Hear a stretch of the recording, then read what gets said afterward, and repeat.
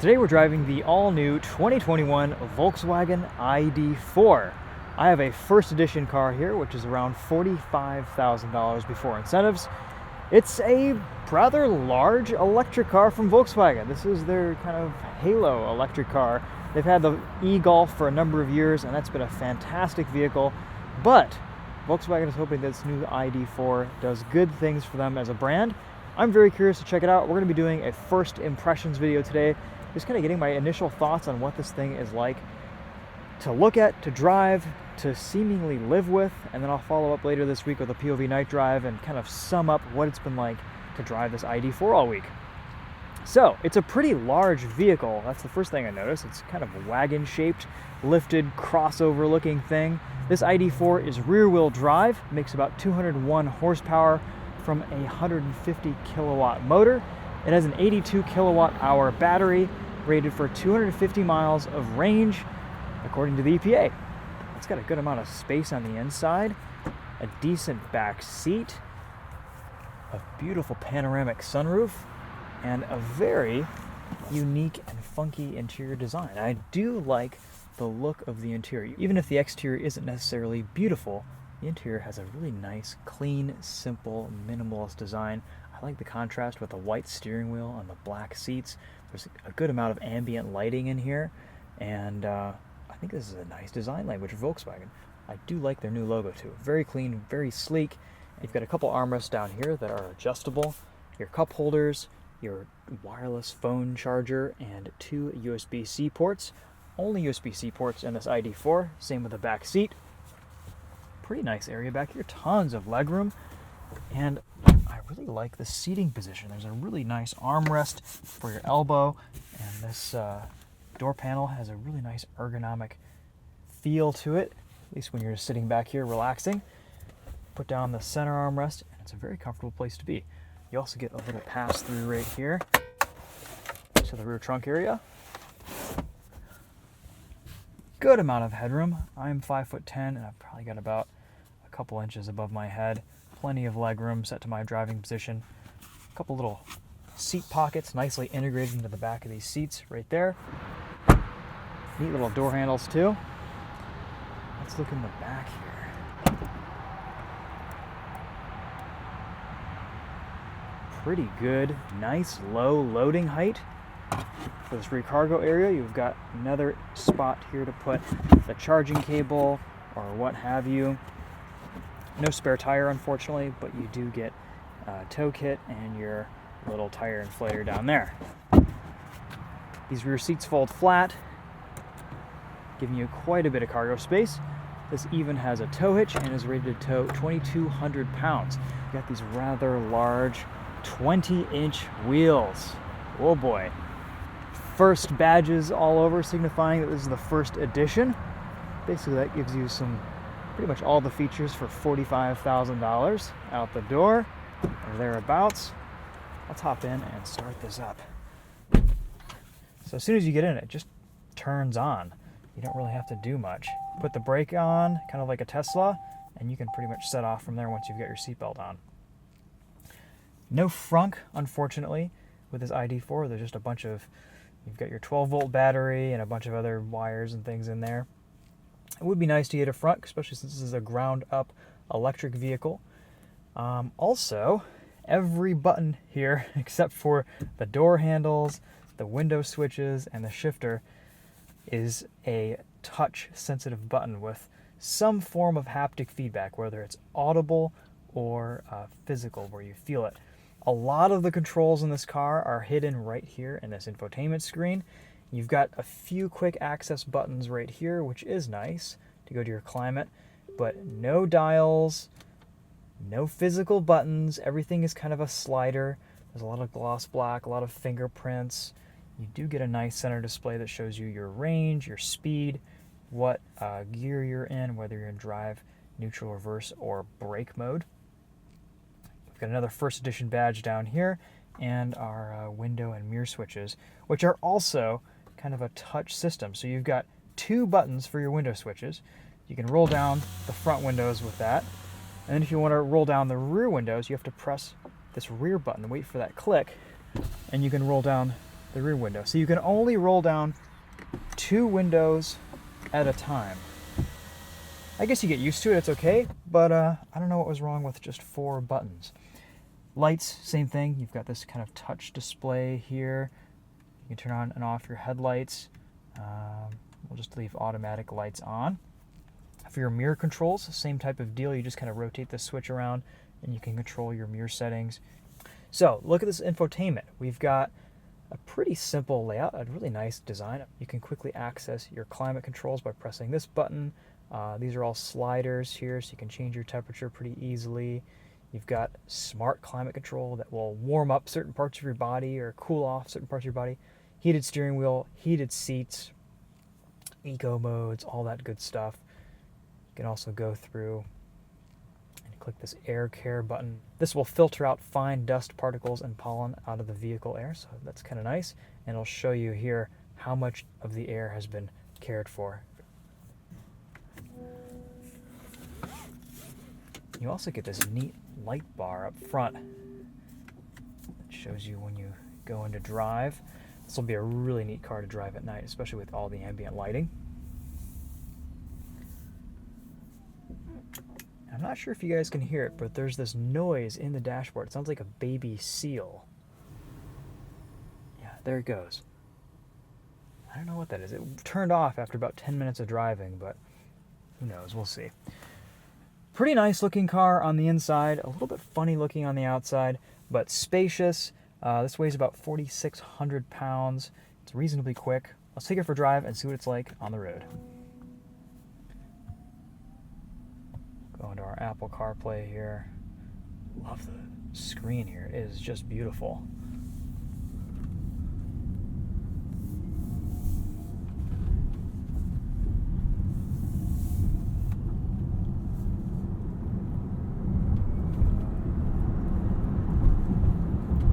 Like all electric cars with around 200 horsepower, this feels nice and responsive, pretty quick. The ride quality is excellent. Steering is light, responsive. You definitely feel that this is a heavier car that you're wheeling around. Doesn't hide its weight as well as some other electric vehicles. But I like that it is rear-wheel drive. It gives it a very neutral character.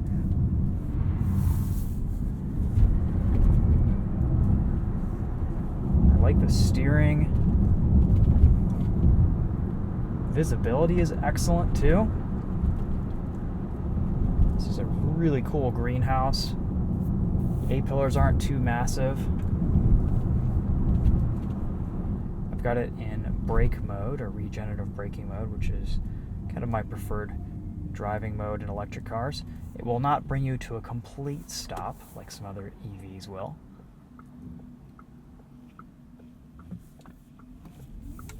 Pretty responsive off the line. There we go.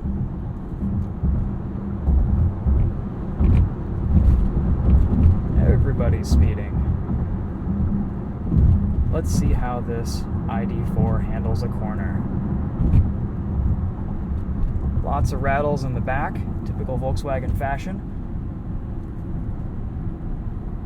Handling is very nice. A lot of grip. These seats are nice and well bolstered, very comfortable, quite grippy too. Got a little bit of wind noise at speed, but not too bad. I feel like the wind noise is always exacerbated a little bit in EVs just because you don't have an engine to give off other sounds. You can switch between adaptive cruise control and standard cruise control.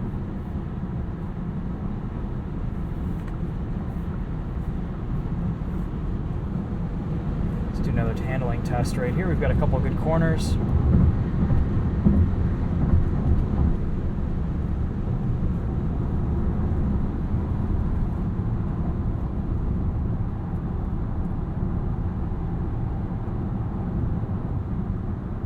This is full regen here at 50 miles an hour. Pretty good amount. Another thing about this ID.4, and this is kind of a Volkswagen feature, I guess, is that every time you restart the car, lane keep assist kicks in. and you have to go into the assist menu, which is taking its sweet time, and turn that off every time if you want it. And it's a very intrusive system. It's always kind of grabbing the wheel and moving you over. Even if you sway just a little bit to the edge of your lane to avoid a pothole or something, it'll kick in and just kind of yank the wheel from you. So that's a little bit annoying. I would like to be able to just, if I have that off, leave it off. Don't mess with my settings every time I get in the car. And earlier on the highway, I was trying to engage cruise control, and I think I've figured it out. So you've got a couple different modes. You can do adaptive cruise control, and then you can skip 5-mile-an-hour increments by pressing a hard press, but it's actually not that hard. A soft press will just give you 1-mile-an-hour increments. But it's a very kind of subtle difference between 1 and 5. It's just a difference in pressure. So once you get used to it, you can kind of rely on the haptic feedback from the wheel to tell you how much you've increased your speed with cruise control. Sometimes this touchscreen just does not want to respond. Need a little bit better response out of these touchscreens. Beautiful display, gorgeous, but you need to be iPad fast if all the settings are going to be in there, especially with climate control and stuff. Okay, off we go.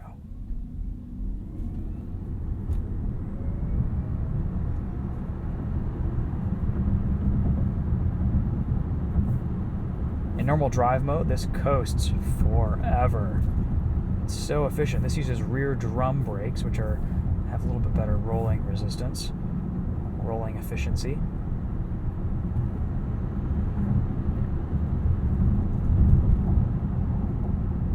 Out of B mode, out of regen mode, the brake pedal feels pretty good. Can't really discern regen from actual pad on rotor. A little bit squishy, but I think it does a pretty good job.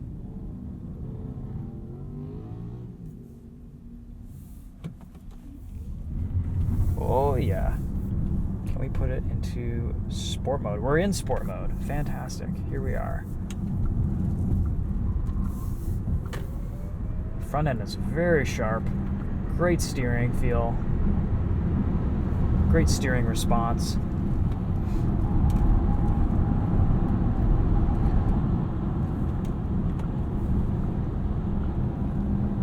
Show you guys what acceleration is like here around the semi-truck. Only 201 horsepower. Not hugely powerful, but the responsiveness from this ID.4 does help matters quite a bit.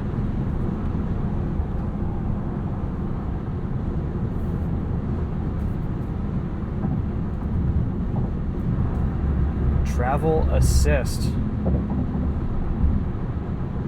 Seems to be keeping the car nicely centered between the lines. Let's see how long the steering assist lasts. Not too long, about 10 seconds or so.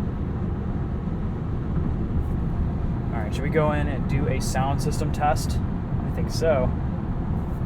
No idea where my volume is. There's not a volume knob. Come on, Volkswagen, give us a volume knob, not these silly sliders. That's okay.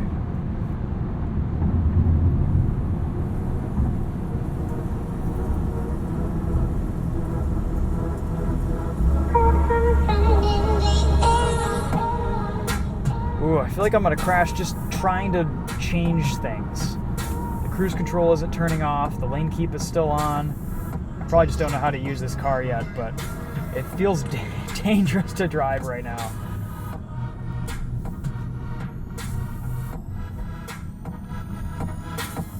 Not an intuitive control system at all.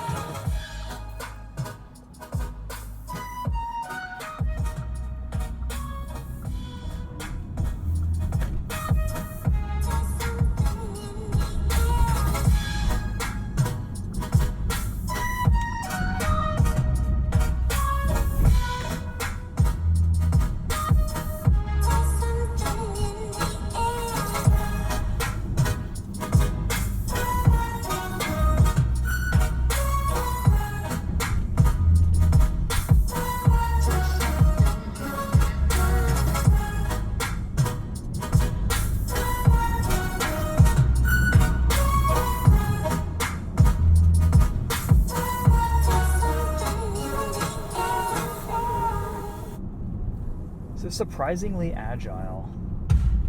We gotta go down for the next track instead of up.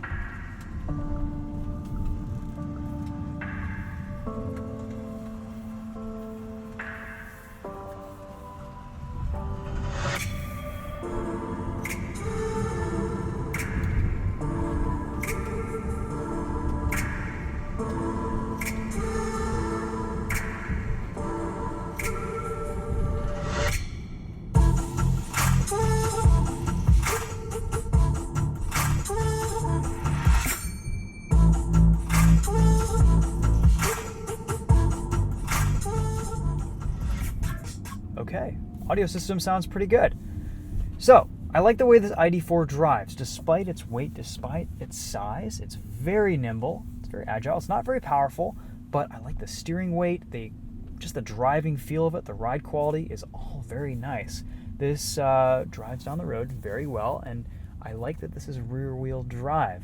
Puts its power down well. There's going to be an all-wheel drive version coming out later this year that will be more powerful, more expensive, probably have a little bit more range, who knows. I haven't really read up on this car that much.